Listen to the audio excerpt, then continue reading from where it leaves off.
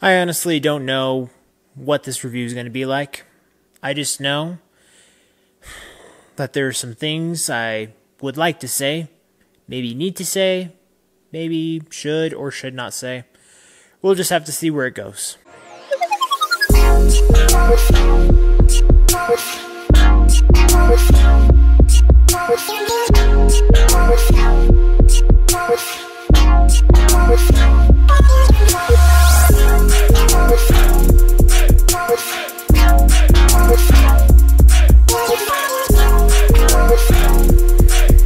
"5 Years to Live" is the fourth and final studio album released by JTM.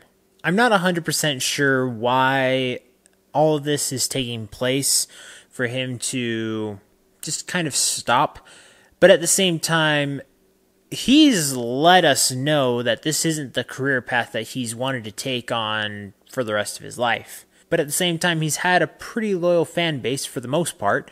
People buy his music, they don't just stream it, so what's going to happen now? I can't say I'm genuinely concerned for James. I hope that his life does shine a little bit brighter after all of this. He has done his last touring concert already.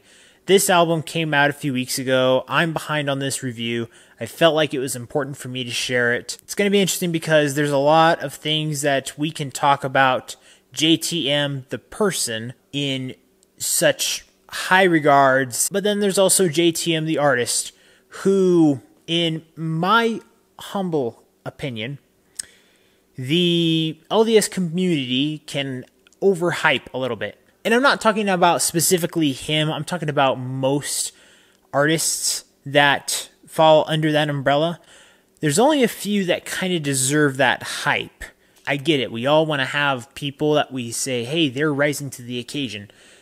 And for me, taking music for fun, but also very seriously from a critical viewpoint, James has made, basically in my mind, some fun music and kind of a niche kind of sector of music, I would say, I guess. But that's the thing. There isn't really another hip-hop artist that's claiming very well from the Church of Jesus Christ of Latter-day Saints. Given that's kind of a genre that you're not sure if you can break into super well from that specific kind of religious viewpoint, I don't believe it's impossible at all.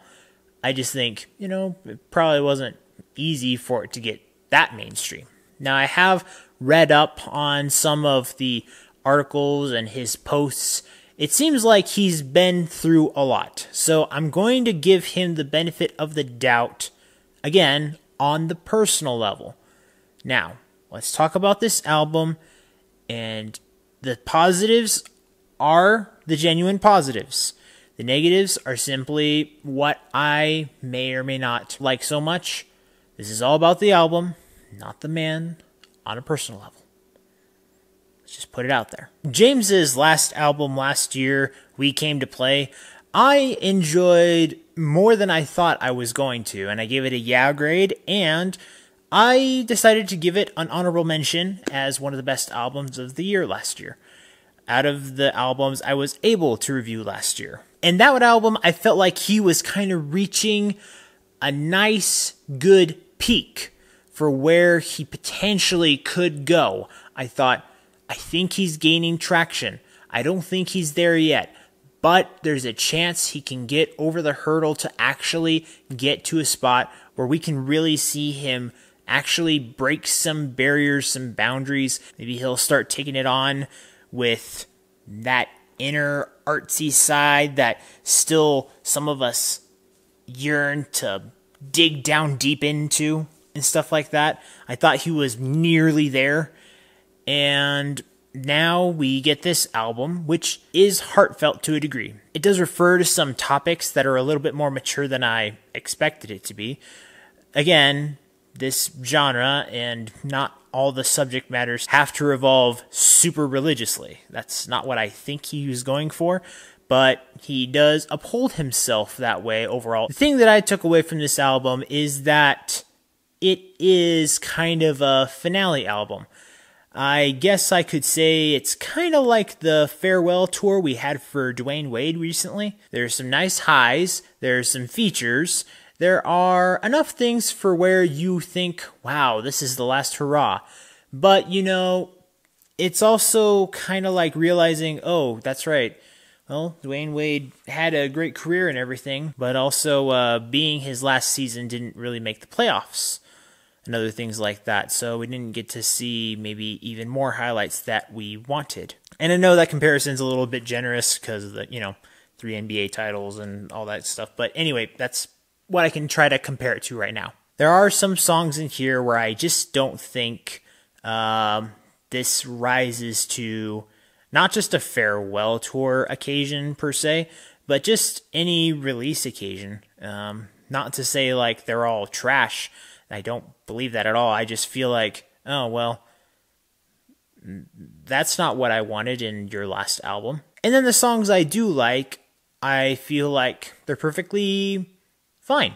There's not one song on here I personally feel I'm getting the best last few singles from this artist. But trying to stay on that positive side, let me talk about the 3 I think are worth the best on this album. The first being Gunshy.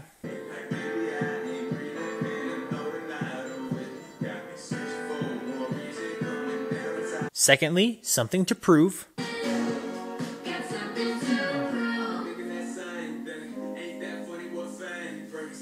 And the last one being the self-titled album song, 5 Years to Live.